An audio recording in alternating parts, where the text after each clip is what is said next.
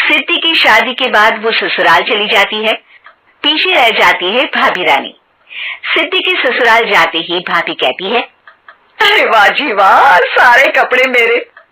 हाय रे पैंट, अरे वाह वाह, मजा आ जाएगा। अरे ये सिद्धि की अलमारी के सामने खड़े होकर क्या बड़बड़ा रही है? जा जाकर देख मेहमानों को विदाई की मिठाई मिली कि नहीं। अब हाँ माँ जी, क्यों नहीं, लेकिन पहले कपड़े तो बदल लूं। अब रानी आ जाती है सिद्धि के उन कपड़ों में जो वो ससुराल जाने से पहले घर छोड़ जाती है। अरे रानी, कुछ दिन रुक जाती। अरे ये तो सिद्धि बिटिया को मैंने ही दिया था, बड़ा ही फबता था उस पर, तुझ पर तो कुछ खास नहीं लग रहा। अब वो ना मेरे सारे कपड़े गीले थे तो सोचा पहन लूं। वैसे भी सिद्धि को कौन सा दिन पुराने आउटडेटेड कपड़ों को पहनना है। वैसे भी ये सूट तो मैंने तभी पहना था, वैसे खास है भी नहीं ये। हाँ ठीक है, लेकिन ना मेरी सिद्धि पर तो जमता था। सारे मेहमान चले जाते हैं और सिद्धि ससुराल से मायके पहली बार आती है। अपना घर, अपना कमरा, अपनी अलमारी। ये बोलकर जैसे ही सिद्धि अलमारी खोलती है तो सामने उसके कपड़ों की जगह कुछ और ही रखा होता है। माँ, ओ माँ, जरा कमरे में तो आना। सास और रानी वहां पहुंच जाते हैं। रानी ने पहनी होती है सिद्धि की जींस और टी शर्ट। अरे भाभी, ये क्या? ये तो मेरी बड़ी ही महंगी टी शर्ट है, इसे आपने घर में क्यों पहनी है? अरे बहुत मिलती है दीदी ये चौक की मार्केट में, 150 में। ओ भाभी प्लीज, ये एरोपोस्टल है, 2000 की एक टी शर्ट। ओहो, 2000 में तो दीदी 4 साड़ी आ जाए। अब क्या बोलूं? भाभी, ये मेरी अलमारी में छोटू के कपड़े, तो मेरे कपड़े कहाँ है? मेरी अलमारी में? अब दीदी आपको कौन से पुराने कपड़े पहनने थे? माना भाभी, लेकिन मैं जब घर आती तो यही सब पहनती ना। अरे तुम तो बड़ी कंजूस हो दीदी। खैर, वक्त आता है जब सिद्धि ससुराल के लिए रवाना हो रही होती है। अरे रानी, अंदर से सिद्धि का गिफ्ट ले आ, लड़की पहली बार ससुराल से मायके आई है। रानी अंदर जाती है और एक सिंपल सी साड़ी लेकर बाहर आ जाती है। ये लीजिए माँ जी।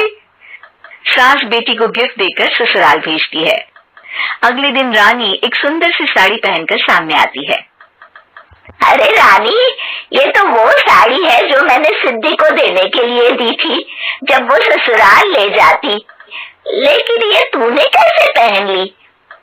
अरे माँ जी, ये साड़ी तो मुझे बहुत पहले से ही पसंद थी, लेकिन चिंता ना करिए, मैंने सिद्धि के लिए भी अच्छी सी साड़ी दी है। हाँ।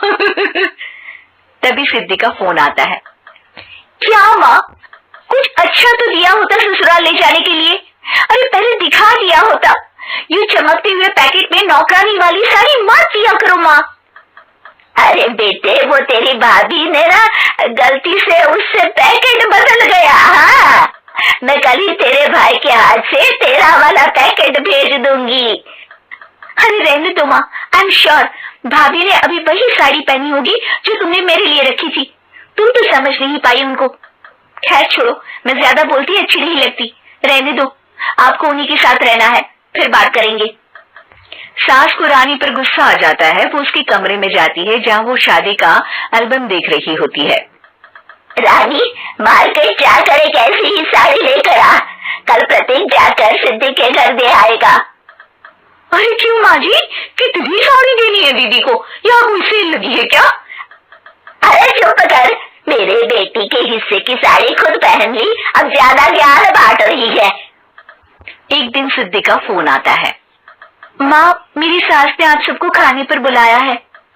सारे लोग सिद्धि के ससुराल पहुँचते हैं। खाना खाकर वो लोग निकल रहे होते हैं कि सिद्धि की सास सभी को गिफ्ट देती है। अरे बहन जी, बेटी के घर का खाना खा लिया, यही बहुत है जो आप ऊपर से गिफ्ट भी दे रही है।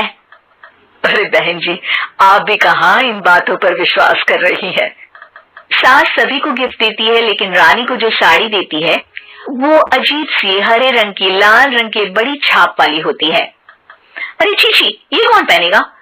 सासू माँ को तो जरी वाली इतनी सुंदर, और मेरे लिए ये नौकरानी वाली।